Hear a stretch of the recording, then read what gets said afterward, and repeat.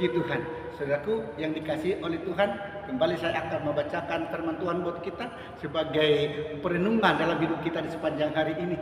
Sehingga sepanjang hari ini hidup kita penuh sukacita, hidup kita penuh selalu mempermuliakan Tuhan.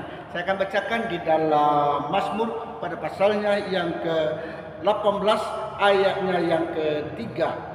Ayat yang ke-2 saya akan bacakan. Begini firman Tuhan. Tuhan bukit batuku, kubu pertahananku dan penyelamatku, Allahku, gunung batuku, tempat aku berlindung, perisaiku, tanduk keselamatanku, kota bentengku. Oh, haleluya. Di sini begitu jelas Daud mengatakan bahwa Tuhan itu adalah tempat bentengnya, tempat kota, tempat pertahanan, tempat kubu pertahanannya. Kalau dikatakan di sana bahwa dikatakan tempat aku berlindung, perisaiku, tanduk keselamatan, kota bentengku. Saudaraku yang dikasihi oleh Tuhan, benteng itu adalah tempat kalau orang berperang, maka benteng itu adalah sebagai tameng, sebagai tempat persembunyian untuk melindungi mereka dari serangan musuh. Nah, saudaraku yang dikasihi oleh Tuhan, Daud mengatakan bahwa Tuhan adalah benteng hidupnya.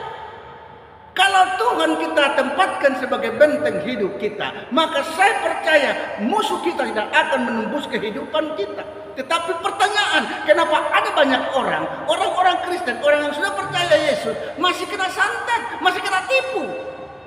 Maka saya meragukan benteng keselamatannya bukan Tuhan. Nah, kalau kita membuat diri kita, benteng kekuatan kita adalah Tuhan kita, Yesus sebagai benteng hidup kita, pertahanan kita. Saya percaya orang-orang percaya, orang-orang Kristen tidak akan pernah bisa disantet, tidak akan pernah diguna-guna, bahkan tidak akan pernah tertipu. Sekarang ini ada banyak penipuan di online. Nah, kalau kita sebagai anak Tuhan, maka Roh Kudus akan berbicara dalam kehidupan kita bahwa itu adalah penipuan, sehingga kita terlindung dari penipuan itu. Itu sebabnya, mari biarlah hidup kita taruhkan kepada Kristus, Yesus sebagai tempat perlindungan kita, kota benteng kita. Maka dimanapun kita berada, Dia akan melindungi kita dari serangan-serangan musuh. Yuk, saya ajak kita semua, jadikan Tuhan sebagai benteng hidupmu, jadikan Yesus sebagai kota perlindunganmu, maka engkau akan terhindar dan engkau bebas dari serangan-serangan musuh.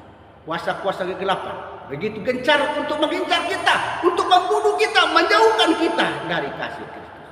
Tapi kalau kita berlindung di dalam benteng kehidupan kita, yaitu Kristus sendiri, maka kita akan memperoleh damai sejahtera dan hidup kita akan tiba di tempat di mana Tuhan sudah janjikan buat kita. Terima kasih. Saya dengan Pendeta Petrus Sibarani mengucapkan selamat beraktivitas. Tuhan Yesus berkati kita maju terus bersama-sama dengan Tuhan. Haleluya, haleluya.